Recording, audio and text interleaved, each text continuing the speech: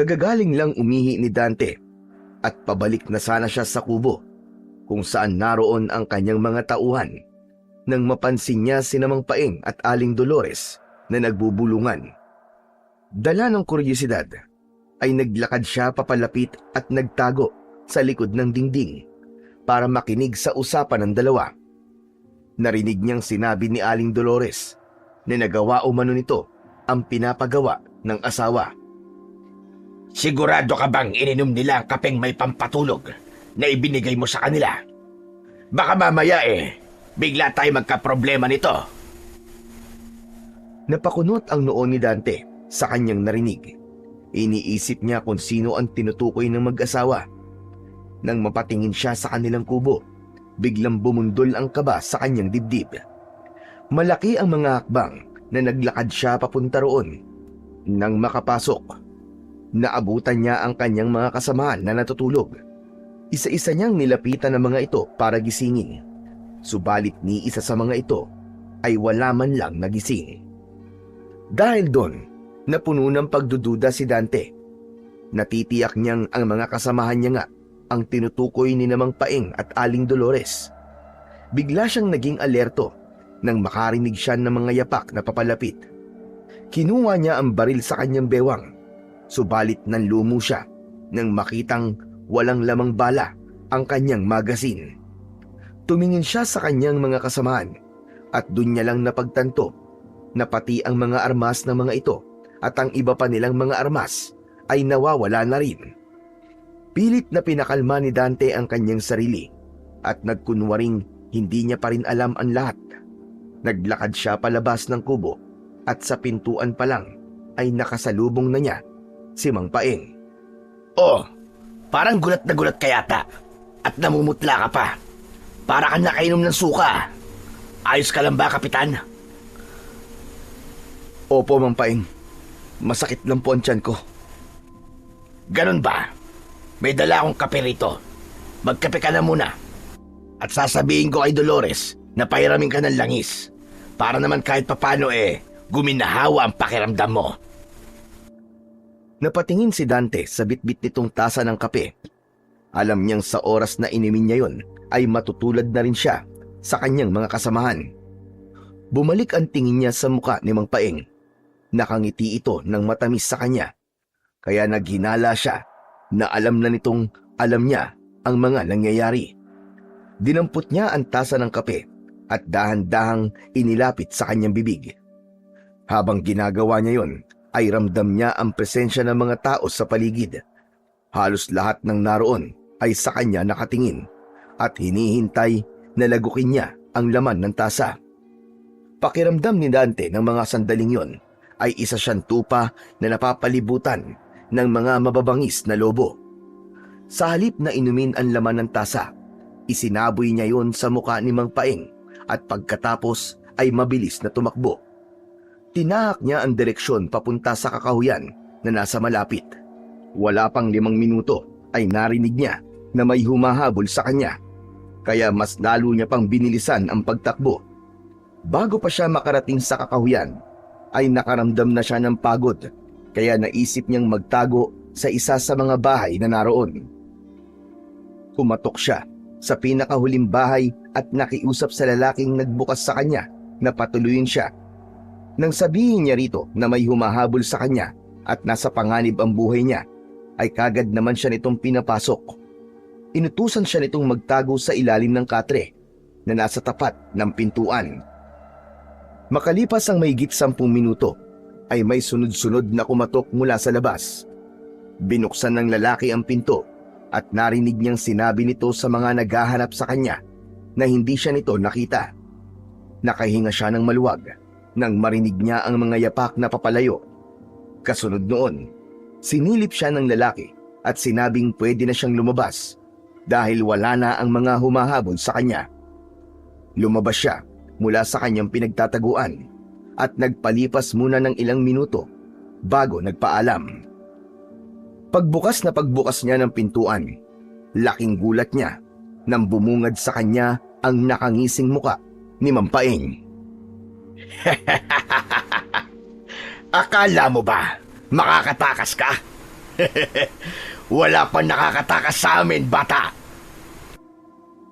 Napaatras si Dante at nang lumingon siya sa lalaking tumulong sa kanya, ay nakita rin niya itong nakangiti. Ang sumunod na nangyari ay bigla niya nalang naramdaman na may kung anong matigas na bagay ang tumama sa kanyang ulo. Bago tuluyang magdilim ang kanyang paningin, ay narinig niya pa ang halakhak ni Mang Paeng. Hindi alam ni Dante kung ilang oras siyang walang malay. Nang magising, ay kagad niyang nalasahan ang malapot at malansang likido na galing sa sugat niya sa ulo. Pagmulat niya ng kanyang mga mata, bumungad sa kanya ang mga taong nagsasayaw sa saliw ng tugtog ng tambol. Subalit hindi yun ang pumukaw sa kanyang atensyon, kung hindi ang tatlong naglalakihang kawa na nakasalang sa naglalagablab na apoy.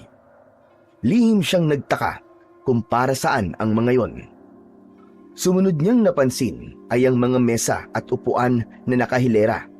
Parang isang malaking salo-salo ang magaganap. Mabuti naman at gising ka na, Kapitan. Tumingin si Dante sa pinanggalingan ng boses at nakita niya si Mang Paeng. Anong ginagawa mo? Anong kailangan mo sa amin?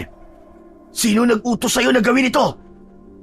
Sa halip na sagutin ang tanong niya, nilapitan siya nito at pinunasan ng dugo sa kanyang muka gamit ang hintuturo nitong daliri.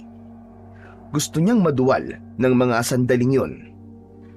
Samantalang tila sarap naman si Mang Paeng sa lasa ng kanyang dugo. Sagutin mo ang tanong ko.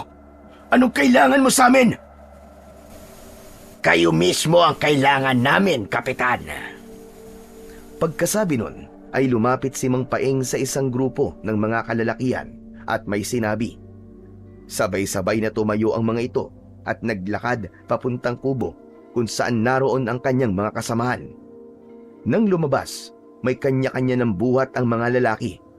Nanlaki ang mga mata ni Dante at nagsimulang magpumiglas nang makita niyang isa-isang inihagis sa kawa ang kanyang mga kasamahan.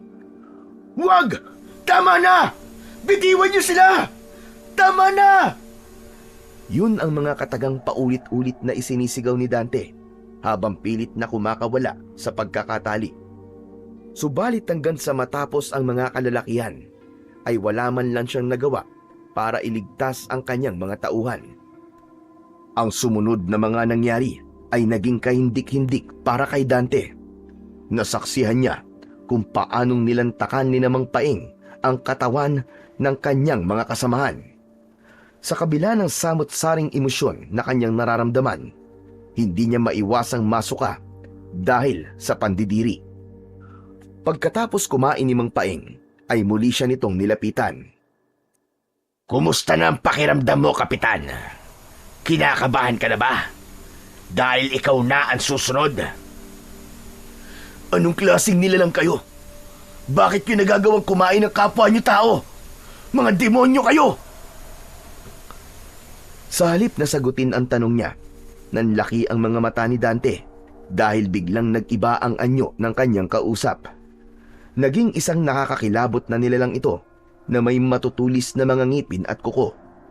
At bago pa man niya mahulaan ang susunod nitong gagawin, ay sinakmal na siya nito. Bago tuluyang pumikit ang kanyang mga mata, ay may isang muka na lumitaw sa kanyang isip. Mukha yun ng kapatid niyang si Daniel. Sa kabila ng sakit na kanyang nararamdaman, ay hindi maiwasang mapangiti si Dante. Bagamat sumapit na ang huling araw niya sa mundo, masaya siya dahil alam niyang nasa maayos na kalagayan ang kanyang kapatid. Makalipas ang 6 na buwan. Oh, ikaw pala, Daniel. Halika, pumasok ka rito. Magandang araw po, General. Napadaan lang po ako para kunin po ang iba pang mga gamit ni Kuya Dante. Sakto ang dating mo. Ipinaayos ko na ang lahat. Ayan, nasa upuan. Itinuro ni General ang 2 kahon na nakapatong sa couch na naroon. Maraming salamat po, General. May hindi pa ako isinali riyan. Gusto ko kasing personal na iabot sa'yo. Ano po yun? Binuksan ni General ang drawer sa ilalim ng mesa nito at may kinuha mula roon. Isa yung kahon na hugis parisukat. Nang mapasakamay niya ang kahon, ay binuksan niya yon para makita ang nilalaman. Medal of Honor? Sa kabila ng matinding lungkot na nararamdaman, ay hindi napigilang mapangiti ni Daniel. Isang malaking karangalan para sa mga katulad nilang sundalo ang makatanggap ng ganong klaseng parangal. Ang medalyang nasa kamay niya ay ang patunay na binigyang pahalaga ng pamahalaan ang kabayanihan ng kanyang kapatid. Nararapat lang na makatanggap niya ng kuya mo para sa kabayanihan niya. Maraming salamat po dito, General. Kung buhay lang sana si Kuya, siguradong matutuwa siya. Ikaw, Daniel, kumusta ka naman? Ikinalulungkot ko nga pala nangyari sa kuya mo. Pinipilit maging maayos, General. Nahihirapan pa rin po ako. Pero pasasaan pa, matatanggap ko rin po nangyari. Naiintindihan ko ang nararamdaman mo. Ako man ay nalulungkot din sa nangyari.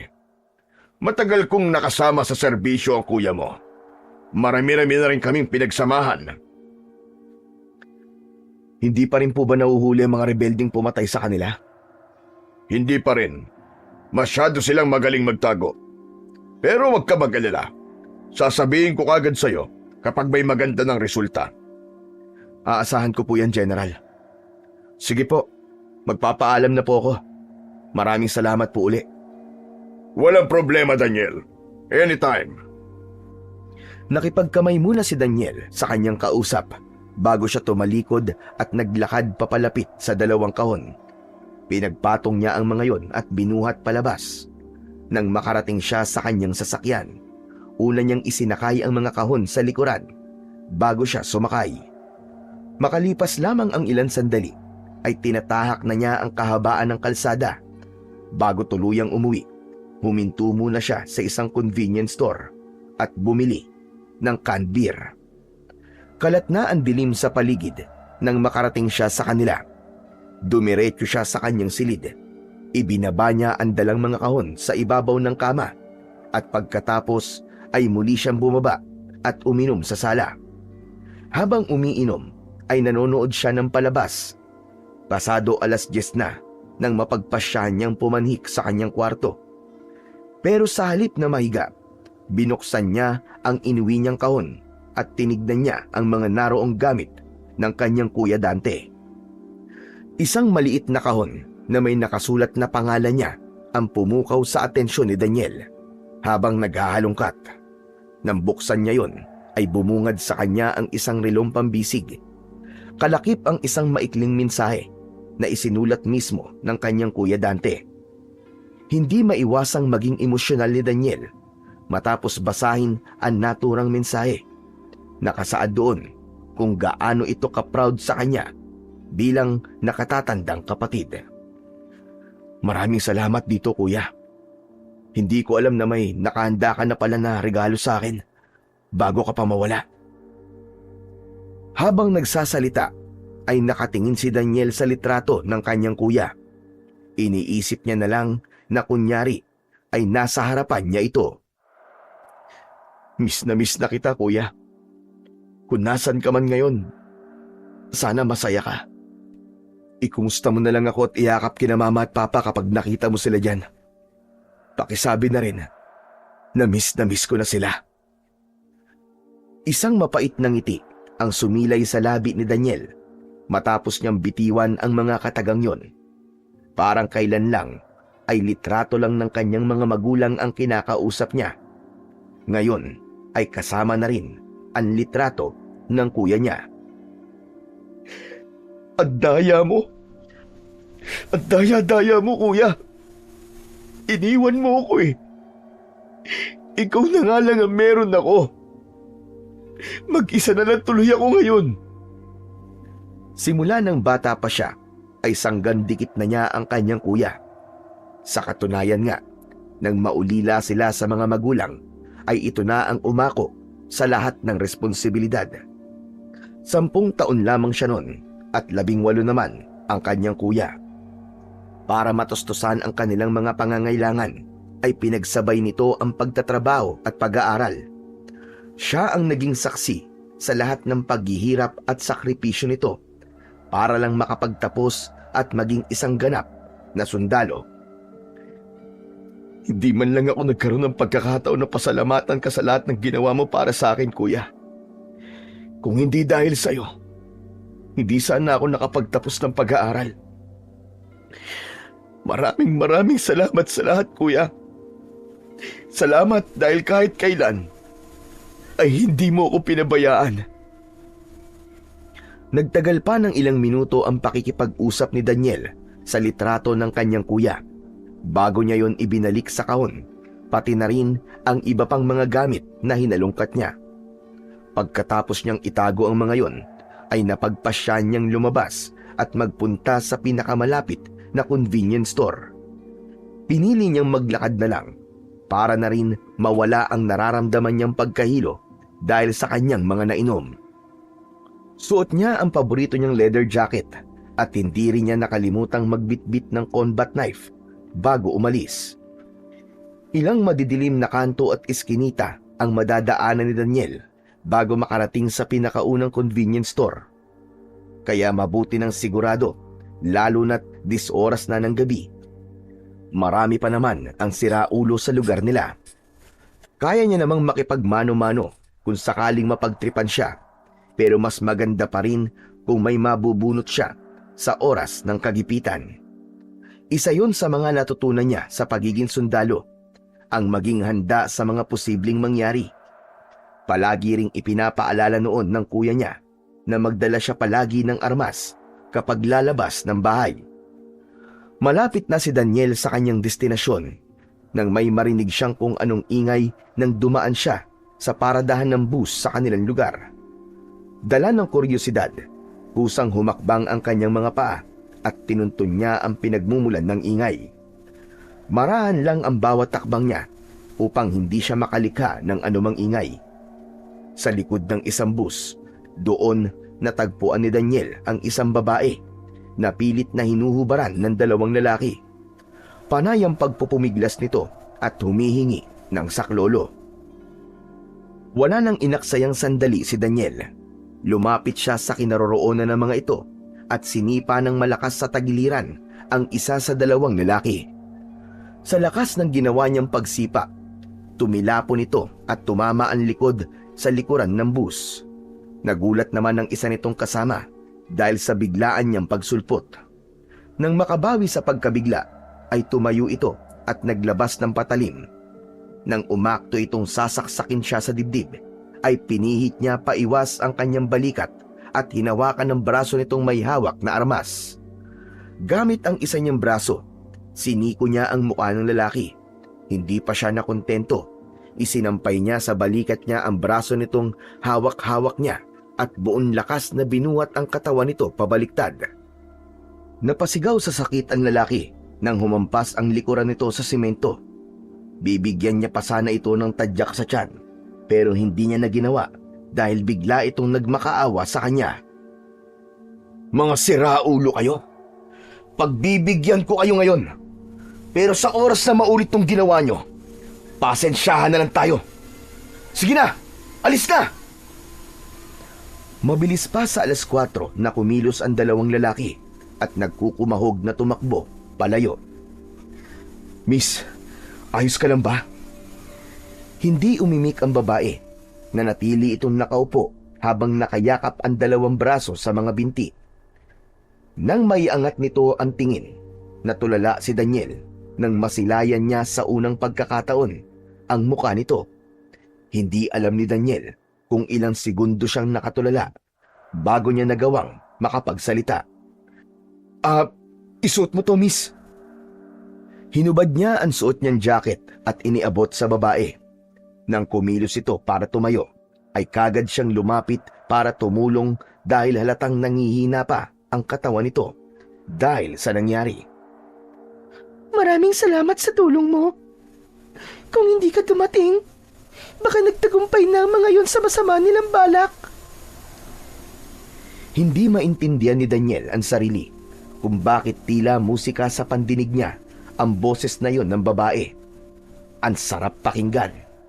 Para siyang inihihili. Walang anuman. Miss, ako nga pala si Daniel. Ako naman si Isabel. Taga rito ka ba? Saan dito ang bahay mo? Ihatid na kita. Wala akong dalang sasakyan ha.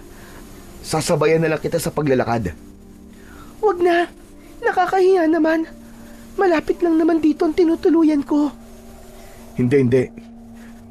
Gabing-gabi na eh. Tapos wala pang masyadong tao sa daan. Huwag ka mag-alala, miss. Hindi naman ako masamang tao eh. Gusto ko lang talaga masiguro na makakauwi ka ng maayos sa inyo. O sige, ikaw ang bahala. Pagkasabi nun, ay nauna nang naglakad si Isabel. Sumunod naman kagad siya sa dalaga. Ilang minuto rin silang naglakad bago huminto sa tapat ng isang apartment. Dito na ako, Daniel. Salamat sa paghatid sa akin, ha. Pasensya ka na kung hindi na kita aalukin na pumasok. Anong oras na rin kasi? Hindi, ayos lang yun, Isabel. Walang problema. Sige, pumasok ka na. Mauna na ako, ha. Salamat uli. Tumangulang si Daniel at hinintay niya muna na tuluyang makapasok si Isabel bago siya tumalikod. Habang naglalakad pabalik, ay pinapakiramdaman niya ang sarili. May kakaiba siyang nararamdaman na hindi niya mawari kung ano.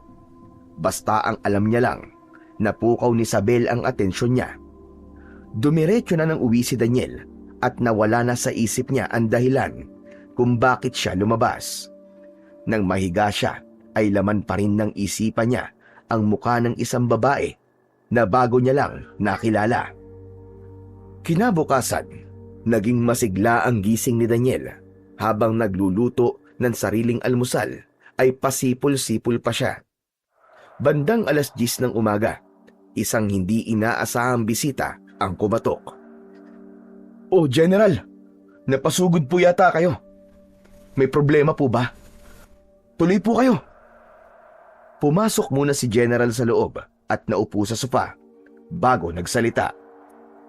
Magandang umaga, Daniel. Naabala ba kita? Hindi po. Katatapos ko nga lang po mag-almusal eh. Kaya wala po akong ginagawa. May kailangan po ba kayo? Kaya mo na bang mamuno sa isang misyon? Gusto sana kitang gawing leader sa isang grupo na ipapadala ko sa Sitio Pulang Langit. Natigilan si Daniel, hindi dahil sa tanong nito, kung hindi dahil sa pangalan ng lugar na binanggit nito. Teka, General, Sitio Pulang Langit? Hindi ba yan yung lugar kung saan niyo po pinadala si Kuya? Tama ka, Daniel. Kailangan ulit natin ng bagong grupo na ipapadala roon dahil patuloy pa rin na nanggugulo ang mga rebelde. Nanganganib ang buhay ng mga sibilyan na nakatira sa baryong yon. Gaano po ba kadelikado ang misyon na to, General? Malaki po ba ang posibilidad na matulad po kami sa grupo nila, Kuya? Hindi ko yun masasagot. Sa kamay nyo nakasalalay ang magiging kapalaran nyo sa misyon na ito. Isa ka sa pinakamagaling at matapang na sundalo na kilala ko, kaya ikaw ang napili kong gawing leader. Saglit na natahimik si Daniel at tinatansya niya sa isip kung ano ang magiging desisyon. Bilang sundalo, alam niyang obligasyon niyang ilagay sa linya ang kanyang buhay at wala siyang karapatang tumanggi. Naisip niya rin na yun na ang pagkakataon niya para malaman kung ano ba talaga ang sinapit ng kanyang kuya sa kamay ng mga rebelde. Sige, General. Pumapayag po ako sa gusto niyo. At maraming salamat din po sa pagtitiwala niyo po sa kakayahan ko. Malaki ang tiwala ko talaga sa kakayahan mo. At sana mapagtagumpayan mo ang misyon na ito. Alang-alang sa kuya mo, Daniel. Kailan po ang alis namin? Bukas na bukas din. Aabuti ng isang buong araw ang biyahe nyo bago kayo makarating sa Pantalan. Doon may lalapit sa inyo na taga-Sitio Pulang Langit at siya maghahatid sa inyo sa lugar nila. Ano po ang pangalan ng taong yon? Paeng ang pangalan niya. Ang edad niya ay mga nasa 50 anyos. Siya ang itinuturing na kapitan sa lugar nila. Pagdating nyo sa Sitio Pulang Langit, kailangan nyo magpanggap na mamamayan sa baryo na yon para madali nyo masubaybayan ang buong paligid. May inihanda ng kubo para sa inyo si Paeng. Ikaw na ang bahalang magsabi sa mga kasama mo kung ano ang mga dapat nilang gawin. Sige po, masusunod po, General. Tatandaan ko po ang lahat ng mga sinabi niyo sa akin. Good. Paano? Kita na lang tayo bukas sa headquarters. Doon maghihintay ang bus na maghahatid sa inyo sa pantalan. O sige, Daniel, kailangan ko nang umalis. May mga kailangan pa akong gawin. Nagkamay na muna silang dalawa bago niya inihatid palabas si General. Nang muli siyang mapag-isa, ay bumalik sa isip niya ang nangyaring pag-uusap nila ng General. Aaminin niyang may parte sa kanya ang nakakaramdam ng takot sa posibleng kahinatnan nila. Pero mas lamang ang nararamdaman niyang kuryosidad na alamin ang sinapit ng kanyang kuya at ng iba pang sundalo na ipinadala sa lugar na yon. Kinagabihan, napagpasya ni Daniel na puntahan si Isabel. Balak niyang yayain kumain sa labas ang dalaga. Gusto niyang samantalayin ng oras dahil hindi niya alam kung makakabalik pa ba siya. Sakay siya ng kanyang big bike nang magtungo siya sa apartment kung saan niya inihatid ang babae. Ilang beses siyang tumawag, subalit wala siyang natanggap na sagot. Isang matandang babae ang lumapit sa kanya at tinanong kung ano ang kailangan niya.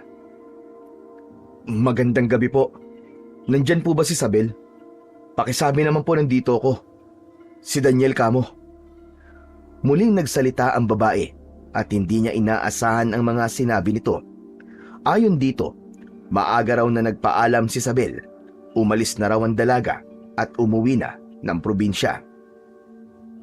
Teka, nabanggit niya po ba sa inyo kung saan po ang probinsya niya? Babalik pa raw po ba siya rito? Nadismaya si Daniel nang sunod-sunod na umiling ang kanyang kausap. Sige po, maraming salamat na lang po.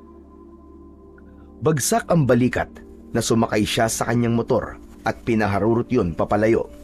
Pakiramdam niya ng mga sandaling yon ay may tinik na bumaon sa kanyang dibdib.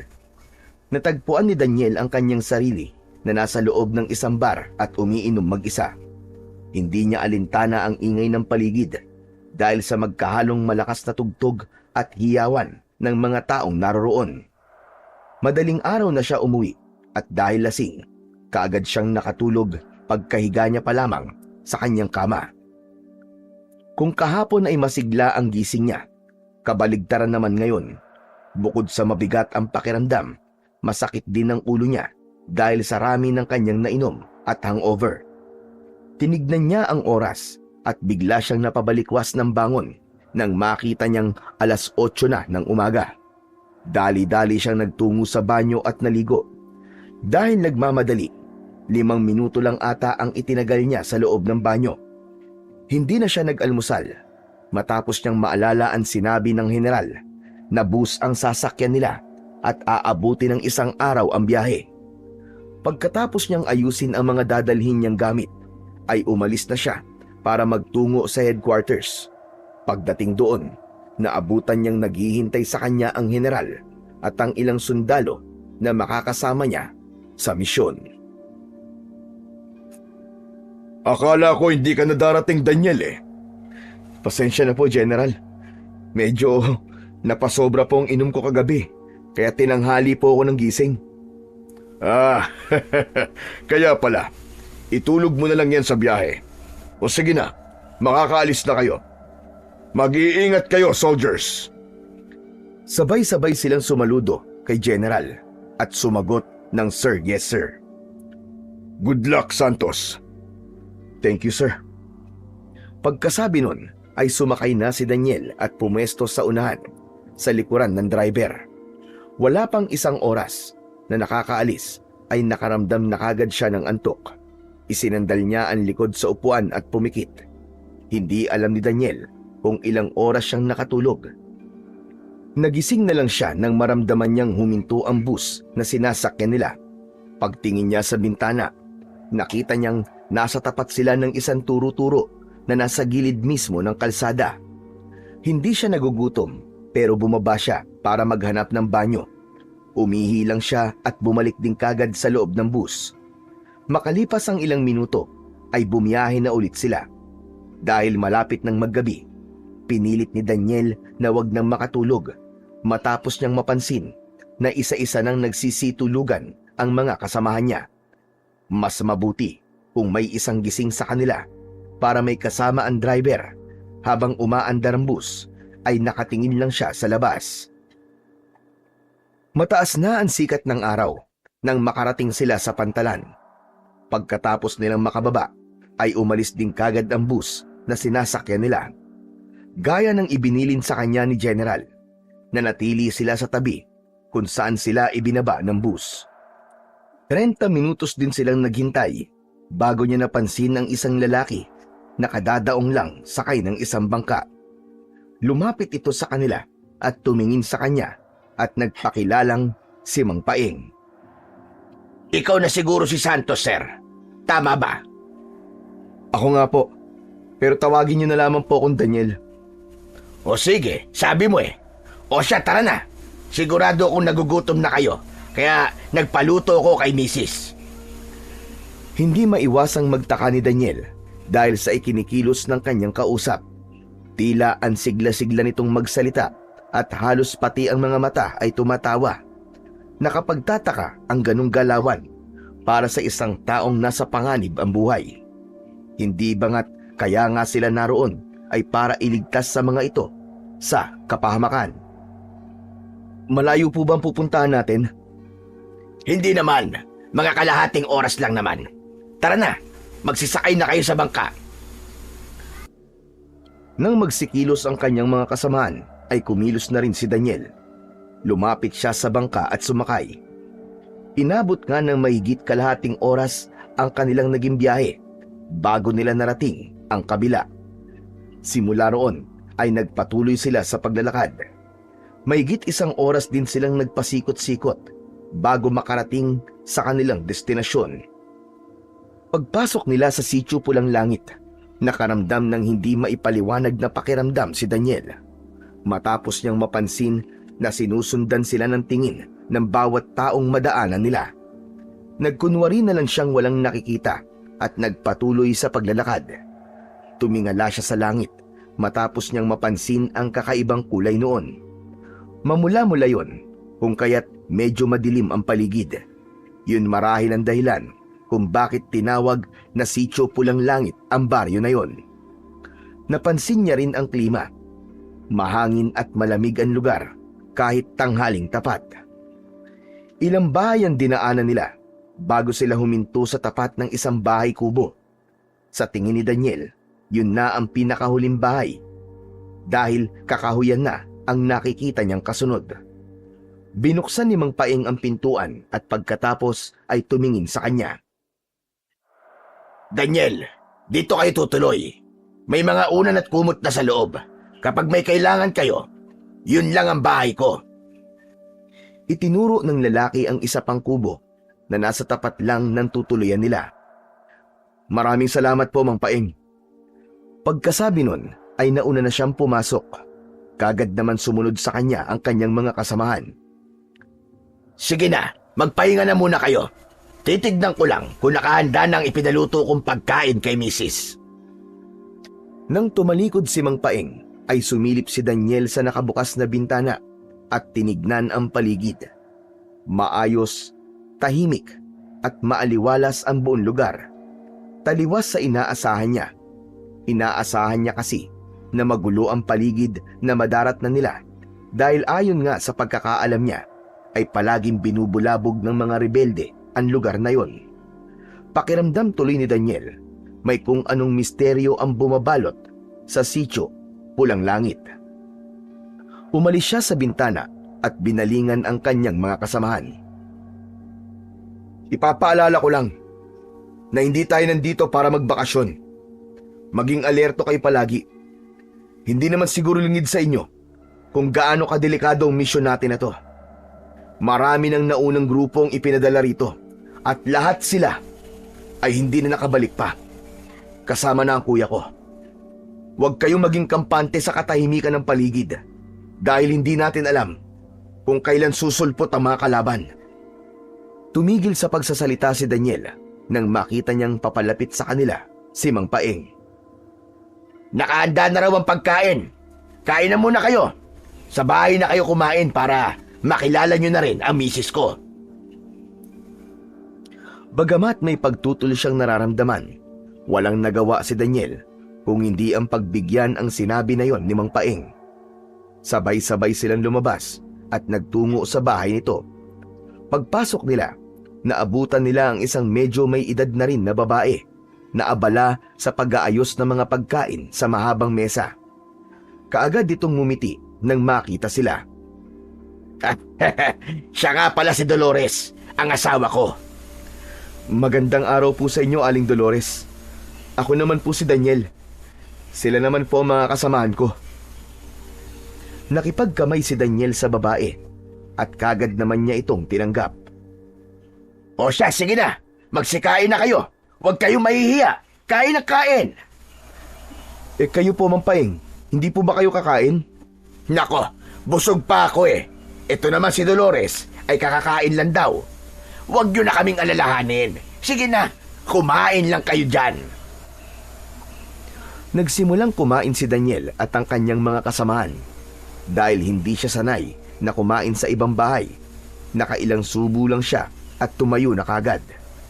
Hinanap niya si Mang Paeng at nakita niya ang lalaki sa likod ng bahay at nagpapakain ng mga alaga nitong manok. Aba, tapos ka na kagad? Ang bilis mo naman kumain. Ganyan ba talaga kapag sundalo? Parang gano'n na nga po. Mang Paeng, siya nga po pala. Ano po ang ikinabubuhay niyo rito? Ang layo nitong lugar niyo sa kabayan. Bigas lang naman ang problema namin dito eh. Dahil halos lahat naman ay may tanim na gulay at may mga alagang hayop. Ang ginagawa ko, kumukuha ako ng sako-sakong bigas sa bayan at ipinapautang sa kanila. Nakakabayad naman po sila. Hindi ko na iniisip kung sino nakakabayad at hindi. Ang mahalaga kasi sa akin ay nakakatulong ako. Hindi na rin naman ibang tao ang turingan namin sa lugar na ito. Pansin ko nga po kasi halos lahat po ng tao rito ay kilala kayo. Kaya yun nasabi ni Daniel dahil kanina habang naglalakad sila ay napansin niyang halos lahat ng tao ay binabati si Mang Paeng. Ganon talaga siguro kapag nakakatulong ka sa iba. Mang Paeng, may itatanong po pala ako. Sige lang, ano ba yon? Kailan po huling nanggulo rito ang mga rebelde? Hindi nakaligtas sa paningin ni Daniel ang paglikot ng mga mata ni Mang Paeng. Parang bigla itong nataranta sa tanong niya. Sa pagkakatanda ko, nitong nakaraang buwan lang. Tama, nitong nakaraang buwan. Mga armado po ba sila? Sinasaktan ba nila kayo? Nako, oo, armado sila. Pwersahan nilang kinukuha mga bunga ng pananim naming mga gulay at lahat ng pagkain na nakikita nila. Pero hindi naman nila kami sinasaktan. Lihim na nagtaka si Daniel sa kanyang narinig. Taliwas na naman sa inaasahan niya ang kanyang narinig. Ang buong akala niya, talagang walang awa ang mga rebeldeng nanggugulo sa lugar na yon. Ano pong nangyari sa mga naunang mga sundalo na ipinadala rito?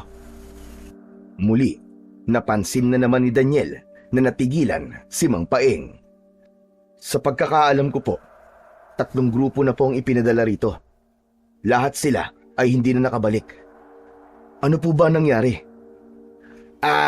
Alam mo, sa tuwing nagkakaroon ng barilan sa pagitan ng mga rebelde at sundalo, ang ginagawa ng mga rebelde, kumukuha sila ng gagawin nilang hostage para manalo sa laban.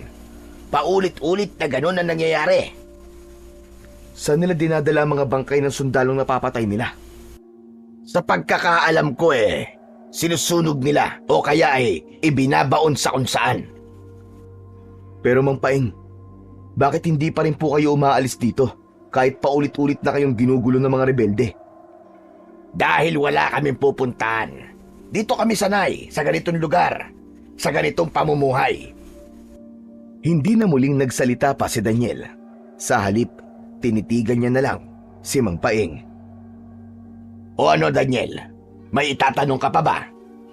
Sunod-sunod na umiling si Daniel bilang pagtugon. Wala na po, Mang Paeng. Sige po, ituloy niyo na po ang ginagawa niyo. Pagkasabi nun, ay tumalikod na si Daniel at naglakad pabalik sa kinaroroonan ng kanyang mga kasamahan. Kinagabihan ng araw na yon, inutusan ni Daniel ang kanyang mga kasamahan na mas doblehin ang pag-iingat at maging alerto sa paligid. Nanatili silang gising buong magdamag at nakiramdam sa buong paligid. Mabilis na lumipas ang mga araw. Habang nagtatagal sila sa sitio Pulang Langit, ay mas lalong dumarami ang tanong sa isipan ni Daniel. Mas lalo ring tumitindi ang hinala niya na may kakaiba talaga sa lugar na yon. Bukod sa mga ikinikilos ng mag-asawang sina Mang Paeng at Aling Dolores, may kakaiba rin sa kilos ng mga taong taga roon. Isang hapon, habang nagmamanman sa paligid, ay may narinig na lagabog si Daniel galing sa isang kubo na nasa likod ng bahay ni Mang Paeng. Maingat ang mga hakbang na naglakad siya palapit. Nang makarating sa tapat ng pintuan, ay napagtanto niyang nakakandado yon, kaya nabigo rin siyang makapasok. Anong ginagawa mo rito, Daniel? Bagamat nagulat sa bigla ang pagsulpot ni Mang Paeng, hindi niya yon ipinahalata rito. Kayo pala, Mang Paeng. Wala po. May narinig lang po kasi akong lagabog galing sa loob. Ganun ba? Nako, gutom na yata si Bantay, kaya nagwawala na. Ano? Bantay? Oo, alagang aso ng asawa ko. Matapang masyado, kaya kinukulong namin. Mahirap na, baka makakagat. Ganun po ba? Mabuti na lang po pala't nakakandado po ang pinto, kung hindi, baka ako po ang unang nakagat. Bagamat nagdududa, sinakyan na lang ni Daniel ang sinabi ni Mang Paeng sa kanya. Patay mali siyang nagpaalam at naglakad palayo. Habang naglalakad, ay naging palaisipan kay Daniel kung ano ang posibleng nakatago sa likod ng kubong kanyang pinanggalingan. Hindi siya naniniwala na aso ang nasa loob nun dahil sa ilang araw nilang pananatili sa lugar na yon. Ni minsan ay hindi pa siya nakarinig ng tahol ng isang aso. Malakas ang kutob niya na nagsisinungaling sa kanya, si Mang Paeng. Kinagabihan, bandang 10:00 ng gabi, ay dinalhan sila ni Aling Dolores ng tig-iisang tasa ng kape. Uminom ang kanyang mga kasamahan, maliban kay Daniel. Nagkataon kasi na biglang humilab ang kanyang tiyan, kaya't dali-dali siyang nagtungo sa likod ng kanilang kubo, kung saan naroon ang palikuran. Walang ilaw, pero maliwanag pa rin kahit gabi dahil bilog na bilog ang buwan. Pagbalik niya sa kubo, sumalubong sa kanya ang mga kasamahan niyang nakahilata sa sahig. Nilapitan niya mga ito at isa-isang tinapik sa pisngi, subalit walang nagising. Bumundol ang kaba sa kanyang dibdib nang dumako ang paningin niya sa ilang tasa na nakapatong sa ibabaw ng lamesa. Tila nahulaan na niya kagad kung ano ang nangyari. Lumapit na siya sa katre at may kinapa sa ilalim nun, ang mga armas na dala nila. Nang wala siyang mahawakan, ay isinilip na niya ang kanyang ulo sa ilalim. Bigla siyang nanlambot nang mapagtanto niyang wala na roon ang bag na naglalaman ng kanilang mga armas. Sa kabila ng kawalan ng pag-asang makaligtas sa kung anuman ang mga nakatakdang mangyari, ay hindi pa rin nagpakita ng takot si Daniel. Mabilis siyang tumayo at isinarado ang pinto't mga bintana. Balak niya sanang kumprontahin sina Mang Paeng at Aling Dolores, subalit naisip niya bigla na isang malaking pagkakamali kung lalabas pa siya dahil hindi niya alam kung anong klaseng panganib ang naghihintay sa kanya. Kung mananatili siya sa loob, kahit paano ay kaya niyang protektahan ang kanyang sarili at ang mga kasamahan niya kung sakaling may magtatangkang pumasok. Hinila niya isa-isa ang kanyang mga tauhan at pinagtabi-tabi sa isang sulok. Inilabas ni Daniel ang kanyang combat knife at pumesto sa likuran ng pinto. Mula sa isang maliit na siwang ay nakita niyang nasa harapan na ng kubo si Mang Paeng kasama ang ilan pang kalalakihan. Daniel! Lumabas ka na riyan! Huwag mo na kaming pahirapan pa. Hindi ka na rin naman makakatakas kahit na ano pa ang gawin mo. Tama pa lang, hinala ko nung una pa lang na may kakaiba nga sa mga ikinikilos mo, Mang Paeng. Ano ka ba? Bakit mo ginagawa to? Simple lang, Daniel. Simple lang. Dahil kailangan naming mabuhay. Natigilan si Daniel sa kanyang narinig. Hindi niya lubos maunawaan kung ano ang gusto nitong sabihin. Anong kailangan mo sa amin? Ang buhay nyo ang kailangan namin. Kaya lumabas ka na riyan at sumuko ka na lamang na maayos. Napatiimbagang si Daniel dahil sa tinurang yun ni Mang Paeng. Hindi ako lalabas, Mang Paeng. Magkamatayan na muna tayo bago mo magawa ang gusto mo. Nakita ni Daniel na sinenyasan ni Mang Paeng ang dalawa pang mga kasama nito. Kaagad namang tumalima ang mga yon at naglakad palapit sa kubo. Hindi siya umalis sa likuran ng pinto at hinintay na tuluyang makalapit ang dalawa. Nang makakuha ng tamang tiyempo, bigla niyang binuksan ang pinto at sinipa sa tiyan ang isa sa dalawa. Kasabay noon, hinila niya papasok ang isa pa, sabay sarado ng pinto. Hindi niya na ito binigyan pa ng pagkakataon na makaporma. Hinawakan niya ito sa ulo at ginilitan sa leeg. Mula sa labas ay galit na sumigaw si Mang Paeng. Huwag mong hintayin maubos ang pasensya ko, Daniel. Kapag hindi ka pa lumabas dyan, mapipilitan akong sunugin ang kubo na yan. Natigilan si Daniel sa kanyang narinig. Nang muli siyang sumilip sa siwang, ay nakita niyang may hawak ng nag-aapoy na kahoy ang ilan sa mga kalalakihan na kasama ni Mang Paeng. Sige lang, Daniel. Bisitin mo pa ako. Bibilang ako hanggang 3, Daniel. 1, 2. Dahil walang ibang pagpipilian, wala nang nagawa si Daniel kundi sundin ang gusto ni Mang Paeng. Binuksan niya ang pinto at nakataas ang mga kamay na lumabas. Naglakad papalapit sa kanya si Mang Paeng at kinuha ang patalim na hawak niya at pagkatapos ay biglang itinarak sa kanan niyang hita. Dahil sa ginawa nitong yon ay napaluhod siya bigla at nang hugutin nito ang patalim ay napasigaw siya sa labis na sakit. Sa harapan niya mismo, dinilaan pa ni Mang Paeng ang dugong naiwan sa talim ng hawak niyang kutsilyo. Hindi talaga nakakasawa ang lasa ng dugo. Isa pa nga. Pagkasabi nun ay sinugatan siya nito sa kanyang pisngi. Kaagad niyang naramdaman ang malapot na likido na naglandas pababa sa kanyang leeg. Pinunasan nito ang dugo gamit ang isa nitong daliri at pagkatapos ay dinilaan din yon. Sino ba kayo? Ano ba talaga kayo? Bakit nyo ginagawa to? Kasabwat ba kayo ng mga rebelde?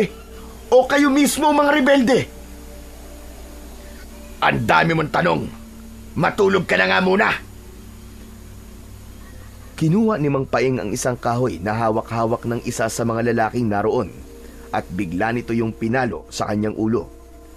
Grabing sakit ang naramdaman ni Daniel at ilang saglit lang ay nagdilim na ang kanyang paningin.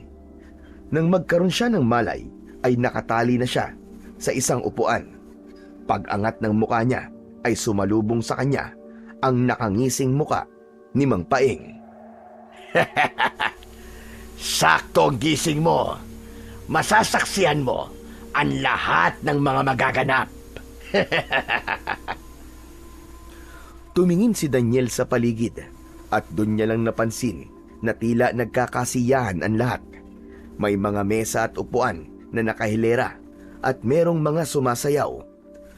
Pero ang talagang umagaw sa kanyang atensyon ay ang naglalakiyang kawa na nakasalang sa naglalagablab na apoy. Nanlaki ang kanyang mga mata matapos niyang mapagtanto kung ano ang mga susunod na posibleng mangyari. At hindi nga siya nagkamali dahil ilang saglit lamang ay nakita niyang pinagtutulungan ng buhatin ang kanyang mga kasamahan at isa-isang inihagis sa loob ng malalaking kawa. Mga hayop kayo! Bitiwan niyo sila! Huwag! Itigil niyo yan! Halos lumabas ang mga litid ni Daniel sa kakasigaw. Ramdam niya rin na nasusugatan na ang kanyang mga braso at kamay dahil sa kanyang pagpupumiglas sa pagkakatali. Hinawakan siya ni Mang Paeng sa muka at nagsalubong ang galit nilang mga titig. Kasalanan mo kung bakit napaaga ang pagkawala ng mga kasama mo, Daniel. Dapat sana ay sa darating pa na eclipse mangyayari ang lahat ng ito. Pero sinira mo lahat ng plano namin. Alam kong sa una pa lang ay nagdududa ka na. Kaya hindi ko na pwedeng hintayin na matuklasan mo ang lahat bago ako umaksyon. Sisihin mo ang sarili mo. Alam ko na planado niyo ang lahat ng ito, hindi ba? Alam ba to ni General? Sige. Tutale, mamamatay ka na rin lang naman. Kaya sasabihin ko na sa'yo ang lahat-lahat. Tama ka. Alam niya ang lahat ng ito. Nakakalungkot, hindi ba? Kaya niyang ipagpalit ang buhay ng mga sundalo niya para lamang sa salapi. Nagngit-ngit sa galit si Daniel. Ngayon ay malinaw na sa kanya ang lahat. Pagbabayaran yung lahat ito. Mga demonyo kayo! Ako mismo ang papatay sa inyo! Sa halip na masindak sa sinabi niya, ay tinawanan lamang siya ni Mang Paeng.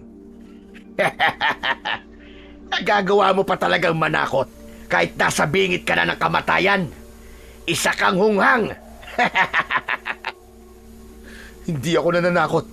Sinasabi ko lang ang posibleng mangyari sa oras na makatakas ako dito. Muli lang siyang tinawanan ng kanyang kausap. Wala pa nagtatagumpay na makatakas sa mga kamay namin, bata. Ilan na ang sumubok, pero lahat sila ay nabigo. Kaya huwag ka nang umasa pa na magagawa mo yun. Sa kalagayan mong yan, kahit hayaan kitang makatakas, hindi ka pa rin makakaalis dito. Biglang nagkaroon ng ideya si Daniel dahil sa sinabing yun ni Mang Paeng. Bagamat hindi niya sigurado kung kakagat ang lalaki sa plano niya, sinubukan niya pa rin sabihin. Kung ganun, bakit hindi natin subukan? Pakawalan mo ako rito at hayaan mo ako makatakbo. At malaya kayong habulin ako pagkatapos. Aba, hinahamon mo ba ako? Hindi mo kilala kung anong klaseng nilalang ang kaharap mo. Oo, hinahamon kita, hayop ka. Bakit? Natatakot ka ba na makatakas ako? Matapang ka, ha? Kung yan ang gusto mo, sige, pagbibigyan kita. Kapag nagawa mo makalabas rito sa baryo namin, hahayaan na kitang mabuhay. Yun ay kung makakatakas ka sa kanila. Pagkasabi nun, ay tumingin si Mang Paeng sa mga kasamahan nito. Nanigas ang katawan ni Daniel sa kanyang kinauupuan nang makita niyang nagpalit ng anyo ang mga ito. Naging isang nakakatakot na mga nilalang na merong matutulis na mga ngipin at kuko. Nang tumingin siya kay Mang Paeng, ay nakangisi naman ang lalaki. Bakit parang bigla ka yatang namutla, Daniel? Natatakot ka na ba sa posibleng mangyari? O ano, gusto mo na bang umatras? Hindi na pwede. Iwinaksi ni Daniel ang takot na nagsimulang umusbong sa kanyang dibdib. Hindi ko ugali ang umatras. Kahit buhay ko pa ang kapalit. Lumapit sa kanya si Mang Paeng at inalis ang taling nakapalupot sa katawan niya. Sige na, simulan mo ng tumakbo habang may lupa pa. Dali, Daniel! Takbo! Tumayo si Daniel at nagkunwaring hirap humakbang dahil sa sugat niya sa hita. Nang matapat siya sa isang kahoy, ay sinadya niyang magpatumba. Nang tumayo siya, ay hinawakan niya yon at ginawang panungkod. Nagpatuloy siya sa mabagal na pagakbang, humahanap ng tamang tiyempo. Ramdam niyang nakasunod ang tingin sa kanya ng lahat. Ano na, Daniel? Kaya pa ba?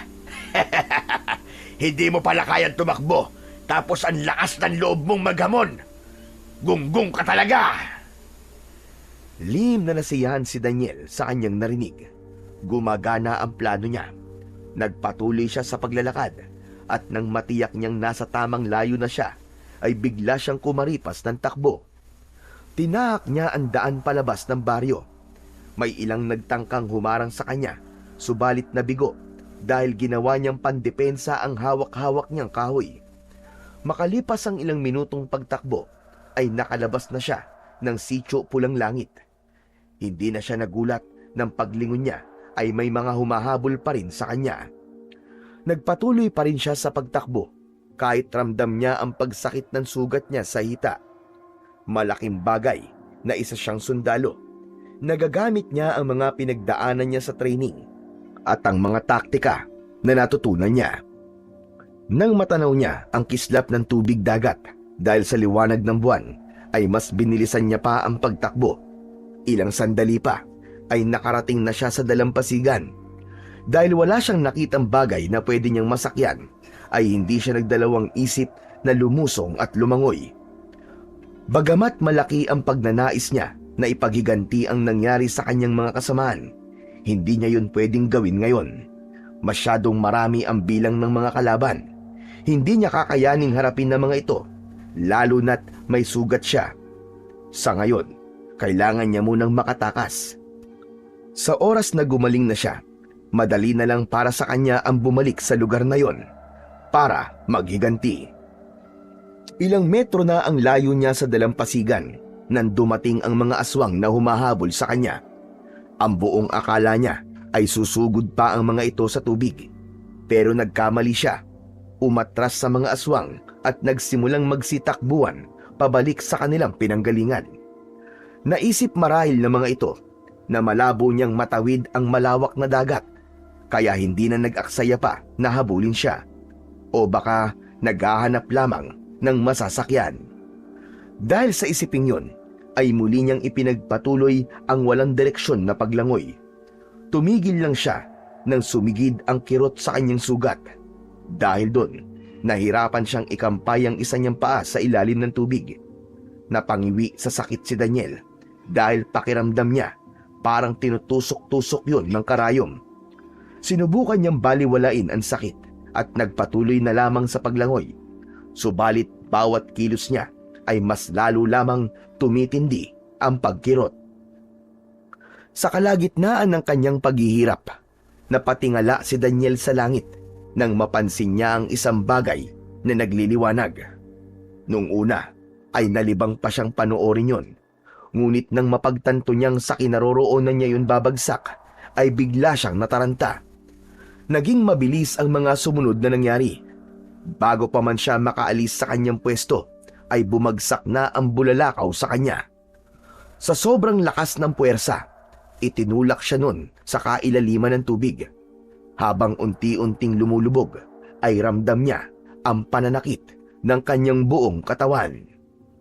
Dahil alam na ni Daniel na wala na siyang pag-asa na makaligtas, pumikit na lang siya at tinanggap ang kanyang kapalaran.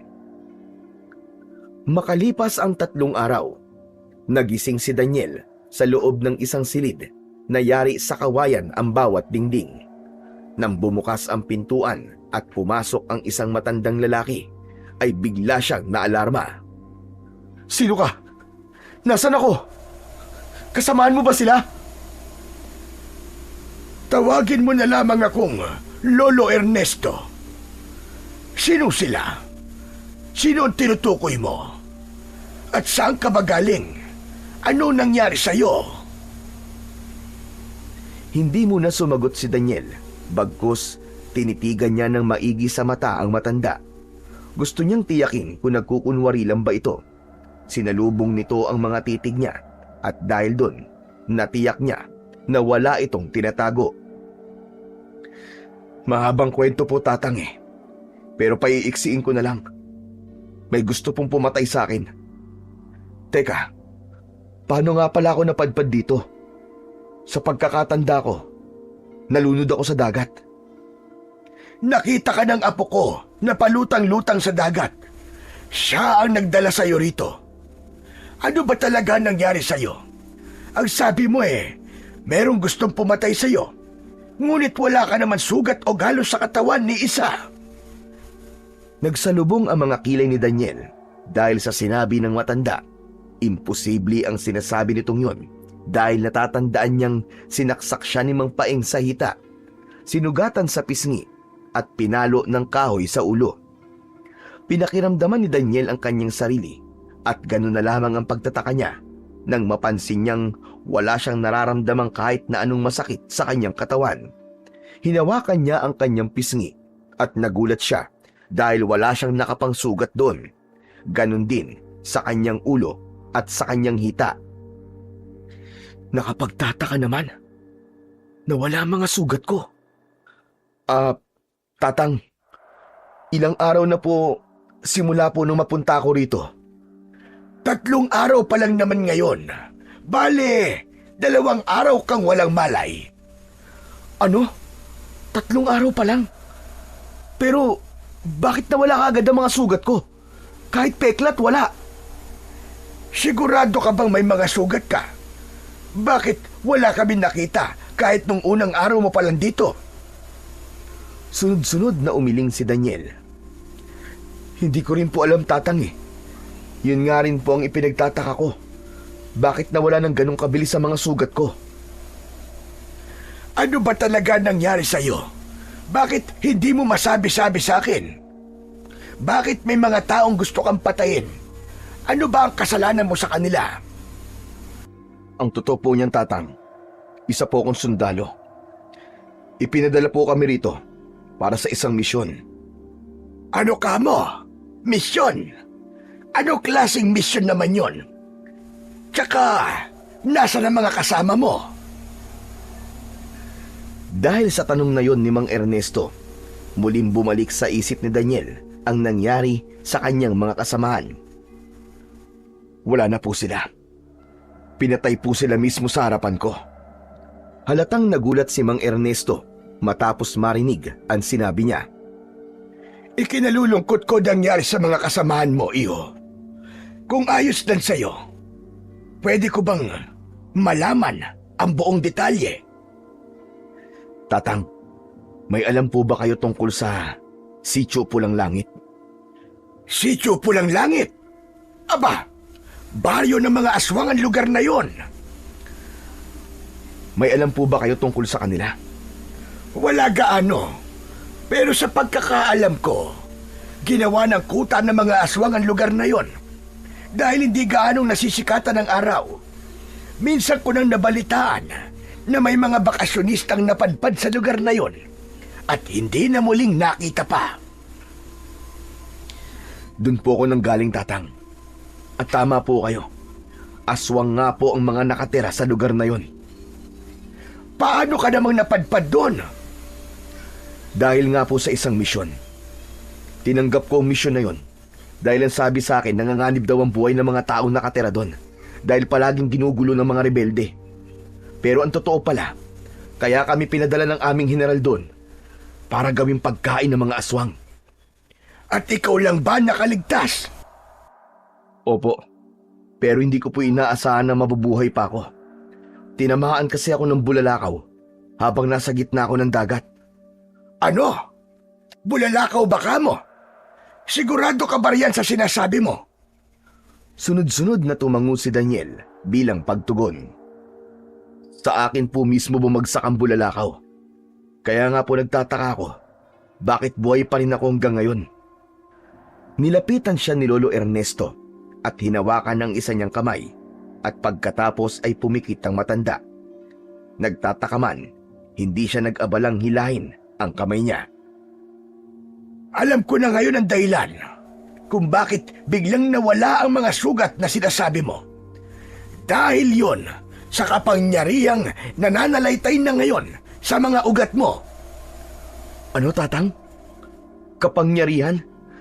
Teka, naguguluhan po ako. Ano pong ibig niyo sabihin? Nananalaytay na sa mga ugat mo ang kapangyarihan ng mutya ng bulalakaw. Wala ka bang kakaibang nararamdaman sa katawan mo ngayon? Wala naman po. Maliban po sa nawala na yung sakit ng katawan ko. Natatandaan ko po kasi, sobrang sakit po talaga ng katawan ko bago ako mawala ng malay. Akala ko nga po oras ko na. Ngayong nananalaytay na sa mga ugat mo ang mutya ng bulalakaw, may mga mararamdaman kang pagbabago sa iyong katawan. Magkakaroon ka ng kakaibang lakas at kapangyarihan. Talaga po? Teka, parang ang hirap-hirap naman pong paniwalaan na totoo po mga ganyan. Bigla na lang nawala ang mga sugat mo sa katawan. Isa na yung patunay na nagsasabi ako ng totoo.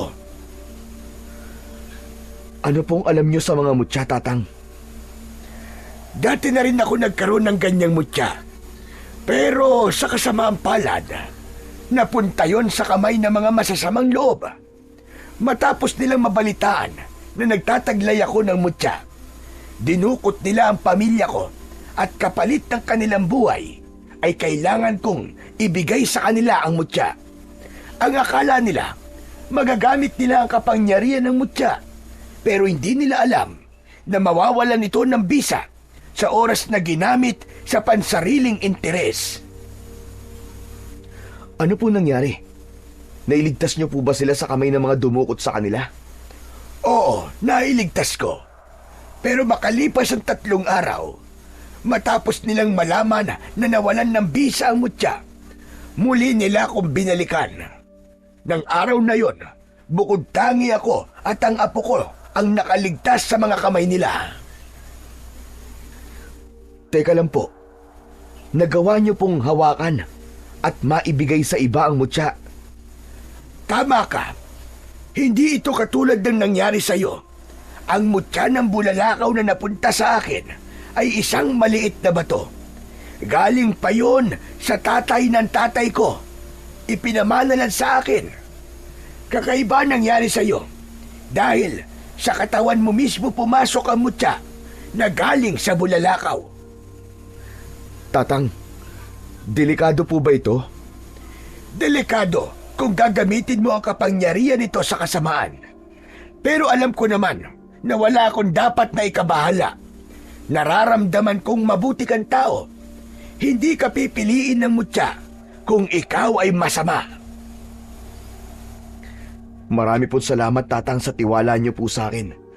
Kahit hindi niyo pa po ako lubos na kilala. Kilala ka ng apo ko.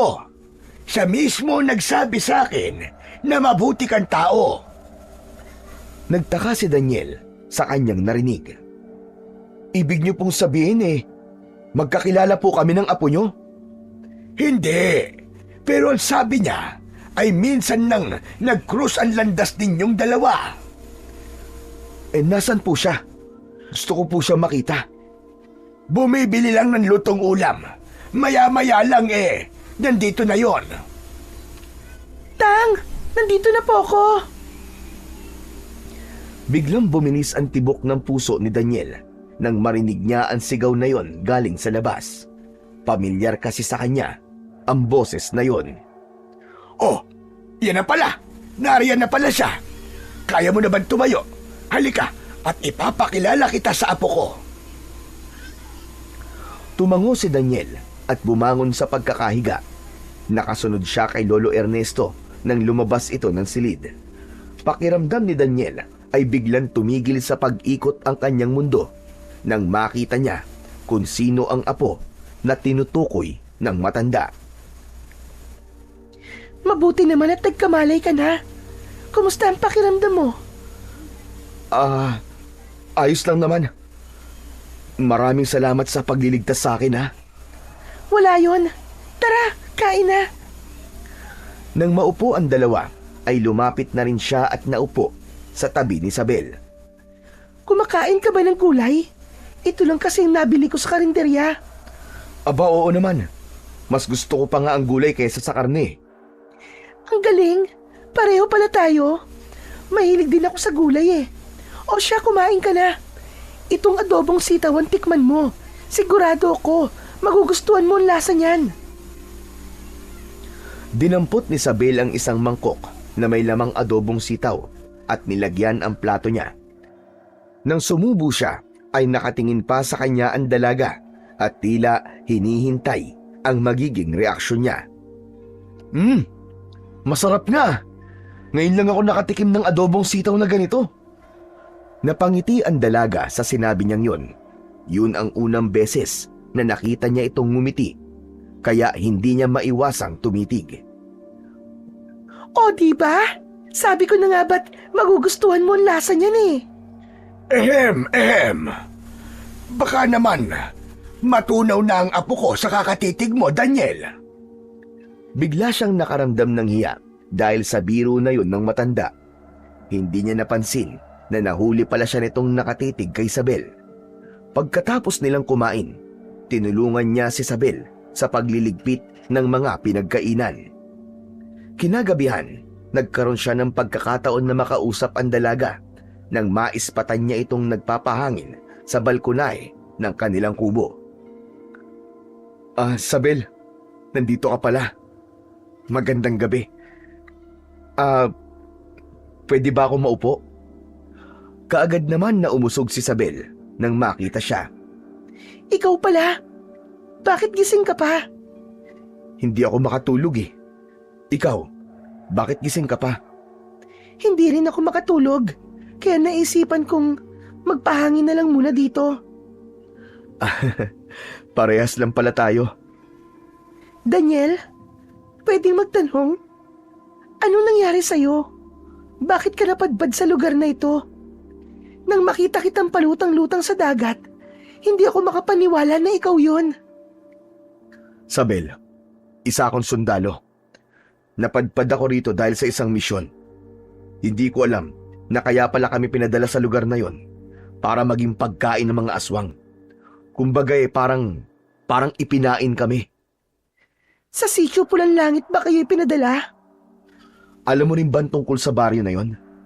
Hindi, pero minsan ko na narinig na binanggit ni Lolo ang lugar na yon. Ang sabi niya, aswang daw ang mga nakatira doon. Malayo ba rito ang sitio Pulang Langit? Medyo may kalayuan. Kailangan mo pang tumawid ng dagat para makarating doon. Mabuti naman at walang naliligaw na aswang dito sa lugar nyo. Wala. Siguro natatakot silang pumunta rito dahil malapit na sa bayan. Mabuti naman kung ganun. Siya nga pala. Bakit ka umalis? Ha? Anong ibig mong sabihin? Bigla ka kasing nawala eh. Pinuntahan kita sa inyo bago ako umalis, pero hindi na kita naabutan doon. Yun ba? Wala lang. Naisip ko kasi na hindi tamang iwanan ko na lang si Lolo mag-isa rito habang nasa gitna siya ng panganib. Napakunot ng noo si Daniel sa kanyang narinig. Ano ka mo? Panganib? Bakit? Ano ba yun? Hanggang ngayon kasi, pinaghahanap pa rin kami ng grupo ni Victor. Ilang beses na kami nagpapalit-palit ng tirahan. Pero palagi niya kaming nahahanap. Buti na lang at nagagawa pa namin makatakas bago niya kami maabutan. Nung lumipat kami rito, ang sabi ni Lolo sa akin, sa syudad na lang daw muna ako para kung sakaling mahanap ulit siya ni Victor ay hindi ako madadamay. Pumayag naman ako sa gusto niya, pero napagtanto ko rin sa huli na mali ang ginawa ko. Sino si Victor? Siya ba yung sinasabi ni Lolo Ernesto na pumatay sa pamilya nyo? Tama ka, siya nga. Malaki ang galit niya sa amin. Ang akala niya kasi, hindi totoong mutya ang ibinigay sa kanya ni Lolo. Hanggang ngayon, ay naniniwala pa rin siya na ang totoong mutya ay hawak pa rin ni Lolo hanggang sa ngayon. Kaya ayaw niya kaming tigilan. Gusto nyo bang sumama sa akin pagbalik ko sa Maynila? Pwede kayong tumira sa bahay ko Ligtas kayo ron. Kung sakali mang mahanap nila kayo, hindi ako papayag na saktan nila ang lolo mo. Lalong-lalo ka na, Sabel. Nagtama ang kanilang mga mata, pero kagad ding umiwas ng tingin si Sabel. Salamat, pero hindi na kailangan. Madadamay ka lang sa oras na pumayag kami sa gusto mo. Pag-isipan mo munang mabuti bago ka tumanggi. Para rin naman ito sa kaligtasan yung dalawa ng lolo mo. Sige, pag-iisipan ko ang sinabi mong yan, Daniel. Nasiyahan si Daniel sa kanyang narinig, pero hindi niya na lang yun pinahalata sa dalaga. Daniel, inaantok na ako. Mauna na ako sa'yo, ha? Pagkasabi nun ay tumayo na ang dalaga at iniwan siya. Makalipas ang ilang minuto ay tumayo na rin siya at pumasok sa loob. Makalipas ang ilang araw, unti-unting nararamdaman ni Daniel na merong kakaiba sa kanya. Madalas niyang maramdaman na para siyang nag-aapoy. Ayos na ba ang pakiramdam mo? Aba, maghapon ka nang nakalublob dyan. Hindi ka ba nilalamig? Umahon si Daniel mula sa pagkakalublob at naglakad palapit sa kinaroroonan ni Lolo Ernesto. Tinignan niya ang mga braso niya. Nangingitim na siya dahil mayat maya siya magbabad sa dagat. Nawala naman po nararamdaman kong init kahit papano. Pero malamang po, babalik din po tumamaya. Ano po bang nangyayari sa akin? Sa tingin ko, unti-unti nang nagpaparamdam sa'yo ang kapangyarihan ng mutya na nasa katawan mo. Huwag kang matakot, iyo. Normal lang yang nararamdaman mo dahil sa mutya ng bulalakaw na tumama sa'yo. Magsasalita pa sanang muli si Daniel, subalit naudlot yun dahil bigla nilang narinig na sumigaw si Sabel. Nagkatinginan silang dalawa ng matanda at sabay na tumakbo pauwi. 5 lalaki ang nadatnan nilang nasa labas ng kanilang kubo. Ang isa sa mga ito ay sakal-sakal si Sabel. Bitiwan mo ang apo ko, Victor! Bitiwan mo siya! Lumingon ang nagngangalang Victor sa kanila at ngumisi nang makita si Lolo Ernesto. Huwag mong idamay ang apo ko dito! Bitiwan mo siya, Victor! Bitiwan mo siya! Sa halip na pakinggan ang sinabi ni Lolo Ernesto, tumawa lang si Victor. Nagdilim ang paningin ni Daniel nang sabihin nito na maganda si Sabel at mukhang masarap. Pakawalan mo siya! Ako ang harapin nyo! Kapag natalo nyo ako, malaya nyo nang magagawa ang mga gusto nyo. Muling tumawa si Victor at pagkatapos ay sinenyasan ang 4 na lalaki na sugurin siya. Naglabas ng patalim ang mga ito at isa-isang sumugod. Sanay si Daniel sa combat, kaya ni isa sa mga lalaking yun ay hindi man lang nakaporma sa kanya. Makalipas lamang ang ilang minuto ay nakabulagta na sa lupa ang mga ito. Nang tignan siya ni Victor, bakas ang pagkagulat sa mukha nito. Bitiwan mo si Sabel at hahayaan kitang makatakas dito, demonyo ka! Hindi siya pinakinggan nito. Sa halip, naglabas ito ng patalim at itinutok sa liig ng dalaga. Naikuyom ni Daniel ang kanyang mga kamao nang makita niyang bumaon ang dulo ng patalim sa liig ni Sabel at kaagad na dumugo yun. Pinakatitigan niya ang armas na hawak ni Victor at maya-maya lamang ay nabitiwan nito yon matapos biglang uminit. Sinamantala niya ang pagkakataon na yon. Mabilis siyang lumapit at sinakal ito gamit lamang ang isa niyang kamay. Mistula siyang nag-aapoy dahil sa tindi ng galit na nararamdaman niya, kung kaya't unti-unting nasunog ang leeg na hawak-hawak niya. Makalipas lamang ang ilang segundo, ay binawian na ng buhay ang lalaki sa kamay niya. Nang bitiwan niya ang leeg nito, ay nangingitim yun dahil sa pagkasunog. Amoy na amoy pa niya ang sunog na balat ng lalaki. Bigla naman siyang naimasmasan nang makita niyang bumagsak ang wala ng buhay na katawan nito sa lupa. Tinignan niya ang kanyang mga palad at nakita niyang nag-aapoy yun. Diyan ka lang! Huwag ka lalapit sa akin! Sigaw niya kay Isabel nang makita niyang lalapitan siya nito. Natatakot siya na baka masunog din ang dalaga kapag hinawakan siya. Ayos lang, Daniel. Alam kong hindi mo ako sasaktan. Nagpatuloy pa rin sa paglapit si Isabel at sa pagkakagulat niya, bigla nitong hinawakan ang mga palad niya. Biglang nawala ang apoy sa kanyang mga kamay dahil sa ginawa nitong yon. Nahawakan mo ang apoy, Isabel. Hindi ka ba nasaktan? Sunod-sunod na umiling si Isabel. Hindi. Ayos lang ako. Wala akong naramdaman kahit na konti. Sigurado ka ba? Oo naman. Nakita mo naman, di ba? Walang kahit isang balahibo na nasunog sa kamay ko. Kinabahan ako ron. Sa susunod, huwag kang basta-basta lalapit sa akin ha. Kapag nakita mo nag-aapoy ako, baka mapahamak ka eh. Naputol ang pag-uusap nila dahil may biglang nagsalita sa kanilang likuran. Paglingon nila, pareho silang nagulat nang makita nilang hawak-hawak ng isa pang lalaki si Lolo Ernesto. Hindi nila alam na hindi lang pala 4 na lalaki ang kasama ni Victor dahil mayroon pang isa na nagsilbing lookout. May hawak itong patalim at nakatutok yon sa leeg ng matanda. Naging mabilis ang sumunod na mga nangyari. Bago pa man siya makakilos, ginilitan na ng lalaki sa leeg si Lolo Ernesto. Humalakhak ang lalaki at pagkatapos ay tumakbo papalayo. Lolo! Umalingaw-ngaw sa paligid ang malakas na sigaw na yon ni Isabel. Nagkukumahog itong lumapit sa matanda habang humahagulgol. Hinabol naman ni Daniel ang lalaki at nang maabutan niya ito ay pinagsususuntok niya ito sa muka at hindi tinigilan hanggang sa bawian ng buhay. Duguan ang kanyang mga kamao nang bumalik siya sa kinaroroonan ni Isabel.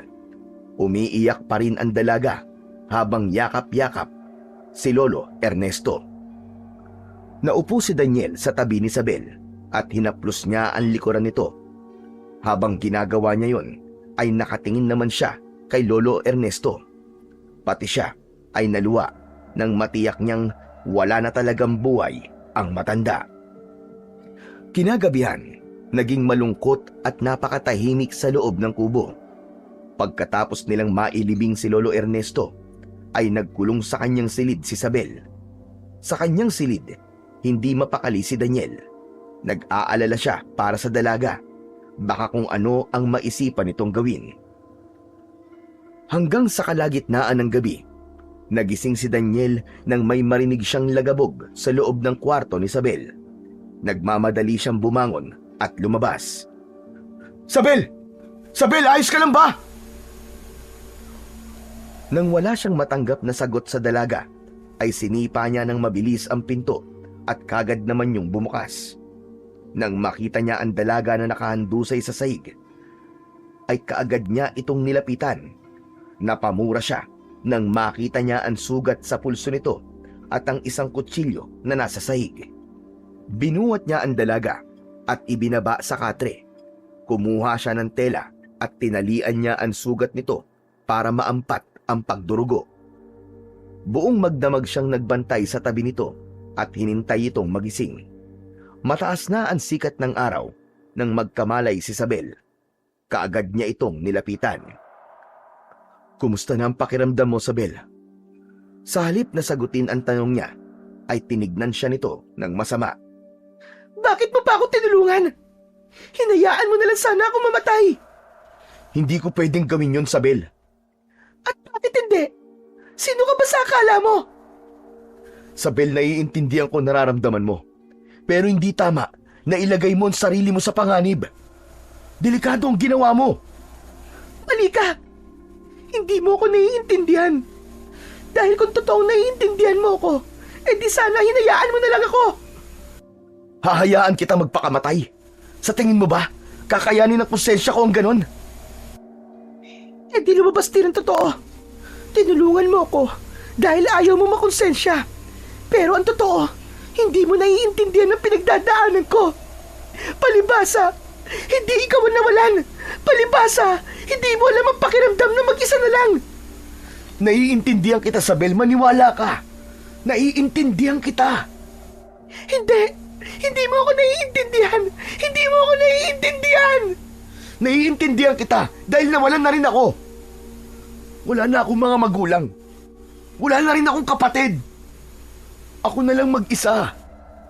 Kaya kung ano man ang nararamdaman mo ngayon, naiintindihan ko. Dahil pinagdaanan ko na rin yan. Natameme si Isabel matapos marinig ang mga sinabi niya. Bigla naman siyang nakonsensya dahil nagtaas siya ng boses. Pasensya ka na, Isabel. Hindi ko gustong sigawan ka. Sunod-sunod na umiling si Isabel. Ako ang dapat na humingi ng tawad. Pasensya na rin sa mga nasabi ko. Hindi ko alam. Gulong-gulo ang isip ko. Hindi ko na alam ang gagawin ko. Naupo si Daniel sa tabi ni Isabel at hinawakan niya ang isa nitong kamay. Hindi ka mag-isa, Isabel. Nandito ako. Hinding-hindi kita pababayaan. Pagkasabi nun, ay kinabig niya ang dalaga at niyakap. Simula ng araw na yon, hindi na ulit nagtangkang magpakamatay si Isabel. Hindi na rin siya nagkukulong sa kanyang kwarto. Napagtanto niyang tama nga si Daniel. Hindi matutuwa ang lolo niya kung makikita siya nitong malungkot at umiiyak palagi. Pero may mga oras at gabi pa rin na hindi mapigilang umiyak ng dalaga, lalo na kapag naaalala niya ang masasayang sandali nila ng kanyang lolo. At sa tuwing nangyayari yon, nasa tabi niya palagi si Daniel para iparamdam na hindi siya nag-iisa. Makalipas ang isang buwan. Hindi na ba talaga kita mapipigilan, Daniel? Kailangan kong gawin to. Hindi ako matatahimik hanggat hindi ko nabibigyan ng hustisya ang pagkawala ng kuya ko at ng mga kasamahan kong sundalo. Pero paano kung matulad ka lang sa kanila, Daniel? Paano kung hindi ka na makabalik? Babalik ako, Isabel. Kahit anong mangyari, babalik ako. Basta't dito ka lang. Huwag kang aalis. Wala naman akong pupuntahan eh. Siya nga pala. Yung pinapagawa ko sa'yo, huwag mong kalimutan ha. Tawagan mo yung numero na ibinigay ko sa'yo. Numero ng opisina ni General yan. Sabihin mo sa kanya na alam ko na ang lahat ng mga ginawa niya. Ipaalam mo rin sa kanya na babalik ako sa kuta ng mga aswang. Nasa sa kanya na kung magtatago ba siya o magpapadala ng mga sundalo para tulungan ako. Pero alinman sa dalawa ang gawin niya, hindi pa rin ako papayag na hindi siya managot sa mga ginawa niya. Sige, Daniel. Ako nang bahala ron. Basta't bumalik ka, ha? Hihintayin kita. Pangako, Isabel. Babalik ako. Bit-bit ang isang bag. Naglakad si Daniel papuntang dalampasigan kung saan naroon ang gagamitin niyang bangka. Bago tuluyang sumakay, ay minsan pa siyang nagpaalam kay Isabel. Babalik ako, Isabel.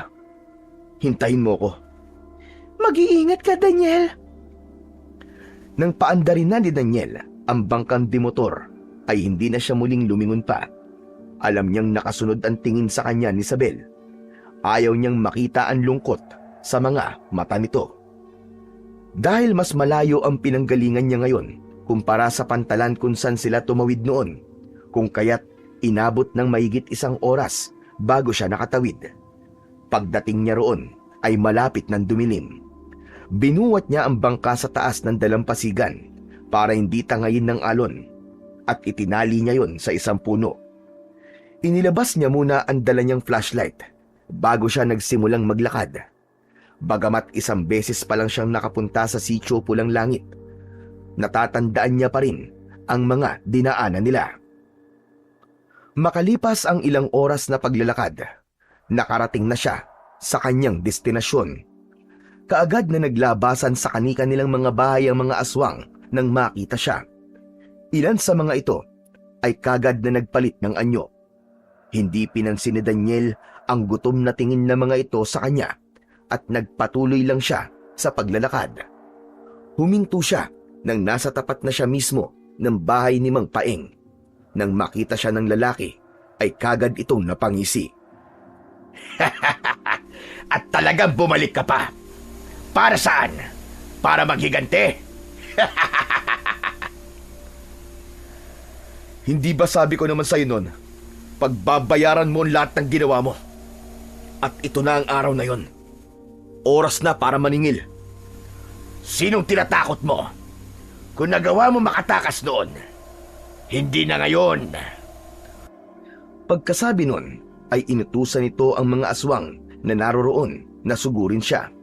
Pinaghandaan na ni Daniel ang ganoong tagpo, kaya hindi na siya naalarma. Bawat mahawakan niyang aswang ay biglang nagliliyab dahil sa apoy na bigla na lamang lumabas sa kanyang mga kamay. Isang grupo ng mga kalalakihang aswang ang sabay-sabay na sumugod sa kanya. Hindi siya tinigilan ng mga ito hanggang sa bumagsak siya sa lupa. Narinig niyang humalakhak si Mang Paeng matapos makita ang kalagayan niya. Ano na, Daniel? Akala ko ba pagbabayarin mo ko sa mga ginawa ko? O ngayon, bakit hindi ka makatayo dyan? Naramdaman ni Daniel na may kung anong init na nabubuhay sa kanyang katawan at ilang sandali pa ay biglang nagliyab ang buo niyang katawan. Dahil doon, nasunog ang mga aswang na umaatake sa kanya. Tumayo si Daniel at hindi siya makapaniwala sa kanyang nasaksihan. Nag-aapoy ang kanyang buong katawan pero wala siyang nararamdaman na sakit. Hindi rin nasusunog ang damit niyang suot. Imposible ito! Anong klase ka nilalang? Hindi ko rin alam. Bakit? Natatakot ka na ba? Masyado kang mayabang. Kahit ano ka pa, hindi ka pa rin makakalabas dito. Magsasalita pa sanang muli si Daniel, subalit naudlot yun dahil may narinig siyang ingay galing sa impapawid. Pagtingala niya, 2 helikopter ang nakita niyang pababa. Dahil sa lakas ng hangin na dulot nun, namatay ang apoy sa kanyang katawan. Ilang sundalo ang nakita niyang bumababa at kagad na nagpaputok ang mga yon sa mga aswang. Makalipas lamang ang ilang minuto, ay si Mang Paeng na lamang ang natira sa mga kauri nito. Mula sa isa pang helikopter, nakita niyang bumaba si General at naglakad palapit sa kanila. Nanlisik ang mga mata ni Mang Paeng nang mapagtanto nitong ang kasabwat nitong general ang nagpapatay sa kanyang mga kasama. Hayop ka, General! Isa kang traidor! Hindi. Itinatama ko lamang ang mga pagkakamali ko. Pagkasabi nun, bigla na lang nitong binaril si Mang Paeng. Natanggap ko ang pinahatid mong mensahe, kaya nandito ako, Daniel. Mabuti naman at naisipan mong itama ang mga pagkakamali mo, General. Pero hindi pa rin yan sapat. Alam ko, kaya nga kailangan kong gawin ito. Nagulat si Daniel nang isa-isa nitong binaril ang mga sundalong naroroon. Nang maubos, ay sa kanya naman ito itinutok ang hawak na baril. Hindi ako papayag na ilantad mo sa lahat ng mga ginawa ko. Hindi ako papayag na maalis sa serbisyo at makulong. Pagkasabi nun, ay binaril siya nito sa dibdib. Ang buong akala ni Daniel ay babagsak siya dahil sa tama ng bala. Pero nanatili pa rin siyang nakatayo at hindi man lang nakaramdam ng kahit katiting na sakit. Nang tignan niya ang kanyang dibdib, ay nakita niyang iniluwa ng kanyang katawan ang bala na bumaon sa kanya. Muli siyang pinaputukan ng general, pero ganun pa rin ang nangyari. Iniluluwa ng katawan niya ang bawat bala ng baril na bumabaon sa kanya. Anong? Imposible ito! Bakit hindi ka tinatablan? Sa halip na sagutin ang tanong nito, ay naglakad siya palapit sa general. Nang makarating siya sa tapat nito, inagaw niya ang hawak nitong baril at pinaputukan nito sa magkabila ang hita. Ginawa niya yon dahil nakita niyang buhay pa si Mang Paeng at gumagapang palapit sa kanya. Huwag! Huwag mo akong iwan dito! Daniel! Tulungan mo ako! Hindi niya pinansin ang pagmamakaawa nito. Sa halip, muli niya itong binaril sa hita at pagkatapos ay hinila palapit kay Paeng. Dahil anyong aswang pa rin ang lalaki, kaagad nitong sinakmal sa leeg ang general. Nang makita niyang wala ng buhay ang general, nilapitan naman niya si Mang Paeng at binaril sa sintido. Nang akmang tatalikod na sana si Daniel para magtungo sa helikopter na nasa hindi kalayuan, bigla siyang napahinto dahil may narinig siyang lagabog galing sa isang kubo. Yun ang kubo na matagal niya nang gustong pasukin. Naglakad siya palapit at sinira ang kandado para mabuksan ang pintuan. Pagpasok niya sa loob, nagulat siya nang may nakita siyang isang tao na nakatali sa isang upuan at may takip na sako ang muka. Nilapitan niya yon at bigla siyang naestatwa nang tumambad sa kanya ang muka nito. Bagamat puro sugat, kilalang-kilala niya pa rin kung sino yon. "Kuya!" Napansin niyang natigilan ito at pagkatapos ay tinitigan siya. Makalipas lamang ang ilang sandali ay biglang naglandas ang luwa sa mga pisngi nito. Bagamat hindi magawang makapagsalita, alam ni Daniel na nakilala siya nito. Kaagad niya itong pinakawalan at inilalayang maglakad hanggang sa makasakay sila sa helikopter.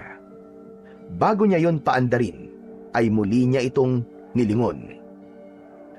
"Huwag ka mag-alala, kuya. Uuwi na tayo." Habang nagpapalipad, ay maluwa-luwa si Daniel. Hindi siya makapaniwala na katabi niya ang kanyang kuya Dante. Hindi siya makapaniwala na buhay pa ito. Makalipas lamang ang ilang minuto, ay narating na nila ang dalampasigan kung saan malapit ang bahay ni Isabel.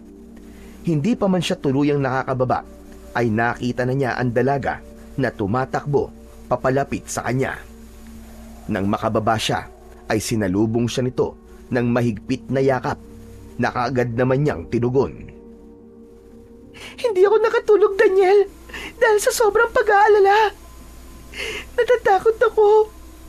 Akala ko hindi ka na babalik. Mangiyak-ngiyak ang dalaga habang sinasabi yon. "Sorry, Isabel, kung pinag-alala kita. Huwag kang mag-alala. Dahil simula ngayon, hindi na tayo maghihiwalay." Pinunasan niya ang mga luha nito at dinampian ng masuyong halik sa noo. May kasama ka? "Oo, ang kuya ko, si Kuya Dante. Nakita ko siya nakakulong sa isa sa mga kubo ron. Grabe, napakasaya ko talaga. Nagpapasalamat ako sa Diyos dahil buhay pa rin ang kuya ko. Pero dahil siguro sa mga pinagdaanan niya, kaya hindi siya makapagsalita.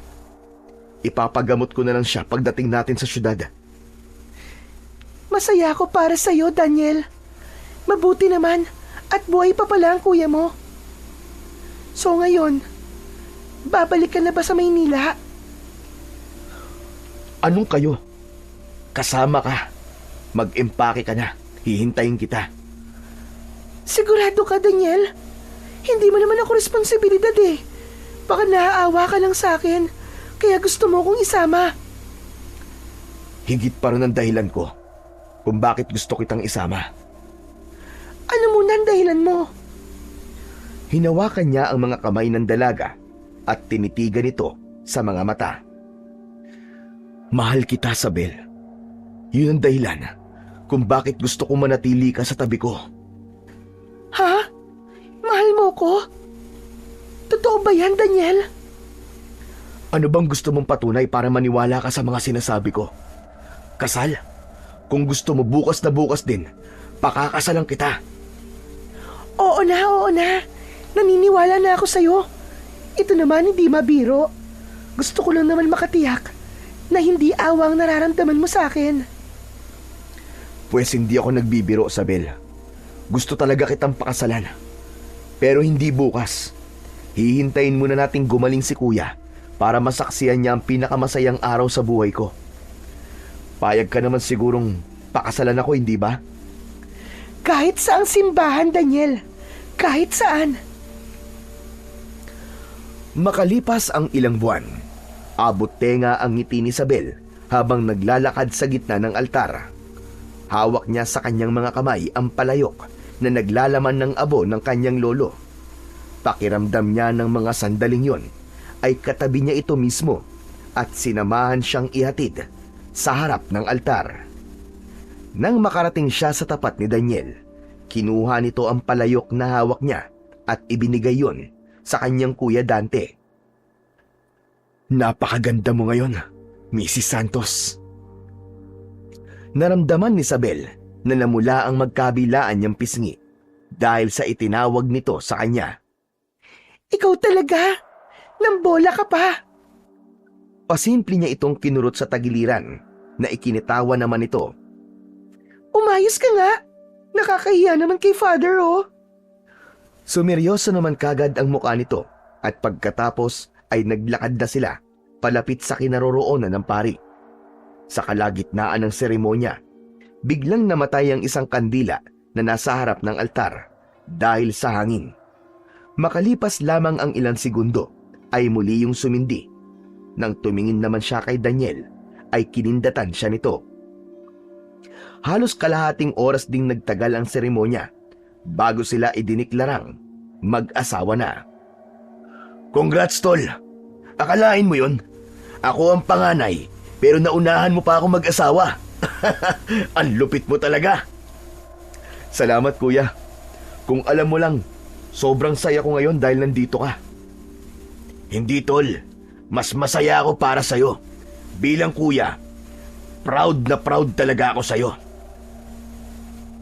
Pagkasabi nun, ay niyakap siya nito at tinapik-tapik sa balikat pagkatapos. Sumunod nitong nilapitan si Isabel. Welcome sa family, sister-in-law. Magsumbong ka lang sa akin kapag inaway ka nitong kapatid ko, ah. Sabay natin siyang gugulpihin.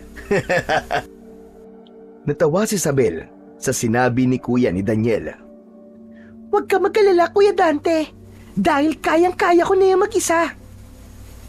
Napapailing na lang si Daniel habang nakikinig sa pag-uusap ng dalawa. Masaya siyang makita na nagkakasundo ang dalawang mahalagang tao sa buhay niya.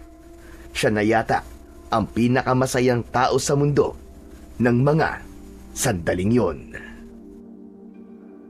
Nabuhay ng matiwasay at payapa sina Daniel at Isabel at kalaunan ay pinagkalooban sila ng isang anak na lalaki na pinangalanan nilang Ernesto. Bilang pagkilala sa lolo ni Isabel na tumulong at gumabay kay Daniel sa panahon ng kanyang kagipitan. At bago pa yon, binigyan din siya ng pinakamataas na pagkilala ng pamahalaan dahil sa ginawa niyang kabayanihan at sa pagsisiwalat niya sa pakikipagtransaksyon ng kanilang general sa kalaban. Ngunit nagsinungaling siya. Sinabi niya na lamang na mga rebelde nga ang kanilang nakainkwentro at hindi aswang. Para nang sa ganun ay hindi na pagsimulan ng takot ng publiko. Ngunit sa kabila ng kapayapaan na tinatamasa nila ngayon, ay hindi pa rin nagpakampante si Daniel. Tangan ng mutya ng bulalakaw na nasa loob ng kanyang katawan at sa tulong ng kanyang kuya Dante, ay palagi silang nagmamatsyag at alerto, hindi lamang sa mga masasamang loob na pag-alagala sa syudad, kundi maging sa mga masasamang elemento na magnanais na makuha sa kanya ang mutya at susubukang maggasik ng takot sa sambayanan. Pero naniniwala si Daniel na hanggang namamayani ang pagmamahalan nila sa isa't isa at buhay ang pananampalataya nila sa Panginoong Diyos, ay walang kahit na anong puwersa ng kasamaan ang makakatalo sa nag-aapoy nilang damdamin na punong-puno ng kabutihan.